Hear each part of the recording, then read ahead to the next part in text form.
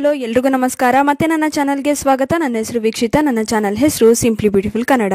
ಸಾಮಾನ್ಯವಾಗಿ ನಮ್ಮೆಲ್ಲರಿಗೂ ಕಾಡುವ ಮುಖ್ಯ ಸಮಸ್ಯೆಗಳೆಂದರೆ ಕೂದಲು ಉದುರುವುದು, ದೇಹದ ತೂಕ ಹೆಚ್ಚಾಗುವುದು, ರಕ್ತದ ಒತ್ತಡದ ಸಮಸ್ಯೆ, ಮುಖದಲ್ಲಿ ಮೊಡವೆಗಳು ಮೂಡುವುದು, ರಕ್ತಹೀನತೆ, ಮೂಳೆಗಳ ಸವೆತ, ಕ್ಯಾಲ್ಸಿಯಂ ಕೊರತೆ.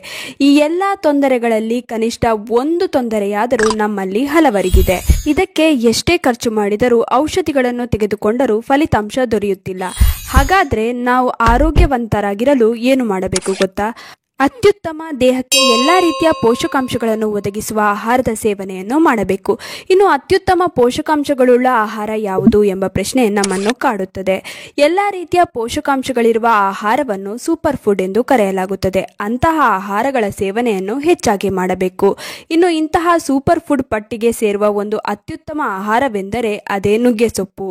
ನುಗ್ಗೆ ಸೊಪ್ಪಿನಲ್ಲಿ ಹೇರಳವಾದ ಕ್ಯಾಲ್ಸಿಯಂ ಅಂಶವಿದೆ. ಕ್ಯಾಲ್ಸಿಯಂ ಹೇರಳವಾಗಿದ್ದರೆ ಇದರಿಂದ ಮೂಳೆಗಳು ಆರೋಗ್ಯವಾಗಿರುತ್ತದೆ. ಹಾಗೂ ಅಷ್ಟೇ ಅಲ್ಲ, ಇದರಲ್ಲಿ ಕಬ್ಬಿಣದ ಅಂಶ ಕೂಡ ಹೇರಳವಾಗಿದೆ. ಇದೇ ಕಾರಣಕ್ಕೆ ಇದನ್ನು ಸೂಪರ್ ಫುಡ್ ಎಂದು ಕರೆಯಲಾಗುತ್ತದೆ. ನುಗ್ಗೆಕಾಯಿಯ ಸೇವನೆಯನ್ನು ಹಲವರು ಮಾಡುತ್ತೇವೆ, ಆದರೆ ನುಗ್ಗೆ ಸೊಪ್ಪಿನ ಬಳಕೆಯನ್ನು ಮಾಡುವುದು ಬಹಳ ವಿರಳ. ಬನ್ನಿ ಹಾಗಾದ್ರೆ ಇವತ್ತಿನ ವಿಡಿಯೋನಲ್ಲಿ ನುಗ್ಗೆ ಸೊಪ್ಪಿನ ಬಳಕೆಯಿಂದ ದೊರೆಯುವ ಅತ್ಯುತ್ತಮ ಲಾಭಗಳು, ಅಂದರೆ ನುಗ್ಗೆ ಸೊಪ್ಪು ಸೇವಿಸುವುದರಿಂದ ಯಾವೆಲ್ಲ ಪ್ರಮುಖ ಆರೋಗ್ಯ ಸಮಸ್ಯೆಗಳನ್ನು ಸರಿಪಡಿಸಿಕೊಳ್ಳಬಹುದು ಹಾಗೂ ಸೇವಿಸುವ ಸರಿಯಾದ ವಿಧಾನ ಯಾವುದು ಎಂದು ತಿಳಿದುಕೊಳ್ಳೋಣ. ನುಗ್ಗೆ ಸೊಪ್ಪಿನಲ್ಲಿ ಇರುವಷ್ಟು ಪೋಷಕಾಂಶಗಳು ಬೇರೆ ಇನ್ನೊಂದು ಪದಾರ್ಥದಲ್ಲಿ ಸಿಗದು. ಇದರಲ್ಲಿ ಇರುವಷ್ಟು ಕ್ಯಾಲ್ಸಿಯಂ ಹಾಲಿನಲ್ಲೂ ಸಿಗುವುದಿಲ್ಲ. ಹಾಗೂ ಪಾಲಕ್ಕಿಂತ ಹೆಚ್ಚಿನ ಪ್ರಮಾಣದಲ್ಲಿ ಕಬ್ಬಿಣ ಅಂಶವನ್ನು ನುಗ್ಗೆ ಸೊಪ್ಪು ಹೊಂದಿದೆ. ಇನ್ನು ನುಗ್ಗೆ ಸೊಪ್ಪಿನಲ್ಲಿ vitamin A, vitamin C, vitamin B, vitamin E, potassium, magnesium, phosphorus ಮೊದಲಾದ ಪೋಷಕಾಂಶಗಳಿವೆ. ಇದು ಮಧುಮೇಹಿಗಳಿಗೆ ಉತ್ತಮ. ಇದರಲ್ಲಿ ಸಕ್ಕರೆ ಇಲ್ಲವೇ ಇಲ್ಲವಾದುದರಿಂದ ನುಗ್ಗೆ ಎಲೆಗಳು ಮಧುಮೇಹಿಗಳು ಸೇವಿಸಲು ಯೋಗ್ಯವಾಗಿದೆ. ಮಧುಮೇಹಿಗಳು ಈ ಎಲೆಯನ್ನು ಸೇವಿಸುವುದರಿಂದ ರಕ್ತದಲ್ಲಿರುವ ಸಕ್ಕರೆ ಮಟ್ಟವನ್ನು ನಿಯಂತ್ರಣದಲ್ಲಿಡಬಹುದು. ಮೂಳೆಗಳನ್ನು ಸದೃಢಗೊಳಿಸುತ್ತದೆ. ನುಗ್ಗೆ ಎಲೆಗಳ ಒಂದು ಅತ್ಯುತ್ತಮ ಪ್ರಯೋಜನವೆಂದರೆ ಮೂಳೆಗಳನ್ನು ದೃಢಗೊಳಿಸುವಲ್ಲಿ ನೆರವಾಗುವುದು. ಈ ಎಲೆಗಳಲ್ಲಿ ಕ್ಯಾಲ್ಸಿಯಂ ಸಮೃದ್ಧವಾಗಿದೆ ಹಾಗೂ ಇದರಲ್ಲಿರುವ ಪೋಷಕಾಂಶಗಳು ಕ್ಯಾಲ್ಸಿಯಂ ಅನ್ನು ಮೂಳೆಗಳು ಹೀರಿಕೊಳ್ಳಲು ನೆರವಾಗುವ ಮೂಲಕ ಸಂಧಿವಾತವಾಗುವುದರಿಂದ ರಕ್ಷಿಸುತ್ತದೆ. ರಕ್ತಹೀನತೆಯ ನಿವಾರಣೆಗಾಗಿ ಉತ್ತಮ. ಇದರ ಸೇವನೆಯಿಂದ ರಕ್ತದ ಕೆಂಪು ರಕ್ತ ಕಣಗಳ ಸಂಖ್ಯೆಯು ವೃದ್ಧಿಸುತ್ತದೆ. ಈ ಎಲೆಗಳಲ್ಲಿ ಉತ್ತಮ ಪ್ರಮಾಣದ ಕಬ್ಬಿಣವಿದೆ ಹಾಗೂ ಇವು ಕೆಂಪು ರಕ್ತ ಕಣಗಳ ಹೆಚ್ಚಳಕ್ಕೆ ನೆರವಾಗುತ್ತದೆ. ಜೀರ್ಣಕ್ರಿಯೆಯನ್ನು ಉತ್ತಮಗೊಳಿಸುತ್ತದೆ. ನುಗ್ಗೆ ಎಲೆಯಲ್ಲಿರುವ ಆಂಟಿ ಆಕ್ಸಿಡೆಂಟ್ಗಳು ಜೀರ್ಣಕ್ರಿಯೆಯನ್ನು ಉತ್ತಮಗೊಳಿಸಲು ನೆರವಾಗುತ್ತದೆ. ಜೀರ್ಣಕ್ರಿಯೆ ಸರಾಗವಾಗಿ ನಡೆದರೆ ಹಲವಾರು ರೋಗಗಳಿಂದ ಮುಕ್ತಿಯನ್ನು ಹೊಂದಬಹುದು. ಚರ್ಮದ ಸೋಂಕುಗಳ ವಿರುದ್ಧ ಹೋರಾಡುತ್ತದೆ. ನುಗ್ಗೆ ಎಲೆಯಲ್ಲಿರುವ ಬ್ಯಾಕ್ಟೀರಿಯಾ ವಿರೋಧಿ ಗುಣಗಳು ಗಂಟಲು, ಎದೆ, ಚರ್ಮದ ಸೋಂಕನ್ನು ತಡೆಯಲು ಹಾಗೂ ಸೋಂಕು ತಗುಲಿದ್ದರೆ ಇದನ್ನು ವಾಸಿಯಾಗಿಸಲು ನೆರವಾಗುತ್ತದೆ.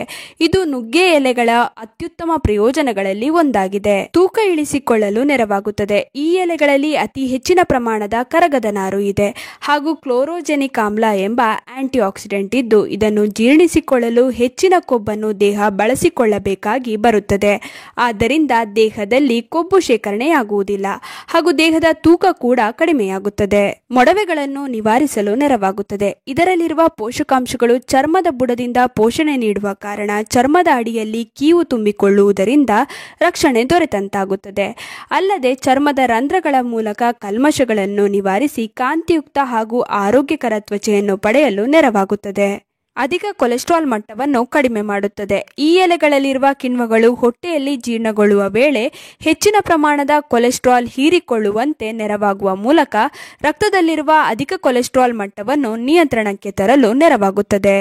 ದೇಹದಿಂದ ಕಲ್ಮಶವನ್ನು ಹೊರಹಾಕುತ್ತದೆ. ನಿತ್ಯದ ಆಹಾರದಲ್ಲಿ ನುಗ್ಗೆ ಸೊಪ್ಪನ್ನು ಅಳವಡಿಸಿಕೊಳ್ಳುವ ಮೂಲಕ ದೇಹದಿಂದ ಕಲ್ಮಶಗಳನ್ನು ಹೊರಹಾಕಬಹುದು. ಇದರಲ್ಲಿ ಹೆಚ್ಚಿನ ಪ್ರಮಾಣದಲ್ಲಿ ಕರಗುವ ನಾರು ಇದೆ. ಇದು ಶೀಘ್ರವಾಗಿ ಕಲ್ಮಶವನ್ನು ಹೊರಹಾಕಲು ಸಹಾಯ ಮಾಡುತ್ತದೆ. ಇನ್ನು ಉಳಿದಂತೆ ಹೈಟ್ ಹೆಚ್ಚಿಸುತ್ತದೆ, ಕೂದಲು ಉದುರುವುದನ್ನು ತಡೆಯುತ್ತದೆ, ನಿದ್ರಾಹೀನತೆಯನ್ನು ದೂರ ಮಾಡುತ್ತದೆ. ಹೀಗೆ ಹೇಳುತ್ತಾ ಹೋದರೆ ಇದರ ಲಾಭಗಳ ಬಗ್ಗೆ ತಿಳಿಸಲು ಈ ಒಂದು ವಿಡಿಯೋ ಸಾಲದು. ಹಾಗಿದ್ರೆ ಇಷ್ಟೆಲ್ಲ ಲಾಭದಾಯಕ ನುಗ್ಗೆ ಸೊಪ್ಪನ್ನು ಹೇಗೆ ಸೇವಿಸಬೇಕು? ಇದರ ಸೇವನೆಯನ್ನು ಉತ್ತಮ ಆರೋಗ್ಯ ಲಾಭಕ್ಕೆ ಖಾಲಿ ಹೊಟ್ಟೆಯಲ್ಲಿ ಸೇವಿಸಬೇಕು.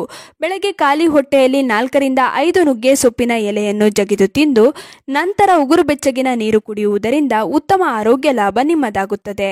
ಅಥವಾ ವಾರದಲ್ಲಿ 2 ಬಾರಿಯಾದರೂ ನುಗ್ಗೆ ಸೊಪ್ಪಿನ ಪಲ್ಯ, ಸಾಂಬಾರು ತಯಾರಿಸಿ ಕೂಡ ಸೇವಿಸಬಹುದು. ಇನ್ನು ಈ ವಿಡಿಯೋ ನಿಮ್ಮೆಲ್ಲರಿಗೂ ಇಷ್ಟ ಆಗಿರುತ್ತೆ ಅಂತ ಅನ್ಕೊಂಡಿದ್ದೀನಿ. ಹೇಗನ್ನಿಸ್ತು ಅಂತ ಕಮೆಂಟ್ ಸೆಕ್ಷನ್ ಅಲ್ಲಿ ತಿಳಿಸೋದನ್ನ ಮರಿಬೇಡಿ. ಆದಷ್ಟು ಈ ವಿಡಿಯೋನ ನಿಮ್ಮ ಫ್ರೆಂಡ್ಸ್ ಹಾಗೂ ಫ್ಯಾಮಿಲಿ ಜೊತೆ ಶೇರ್ ಮಾಡ್ಕೊಳ್ಳಿ. ಹಾಗೆ ಲೈಕ್ ಮಾಡೋದನ್ನ ಮರಿಬೇಡಿ. ನೀವಿನ್ನೂ ನನ್ನ ಚಾನಲನ್ನು ಸಬ್ಸ್ಕ್ರೈಬ್ ಮಾಡ್ಕೊಂಡಿಲ್ಲ ಅಂದರೆ ದಯವಿಟ್ಟು ನನ್ನ ಚಾನಲನ್ನು ಸಬ್ಸ್ಕ್ರೈಬ್ ಮಾಡ್ಕೊಳ್ಳಿ.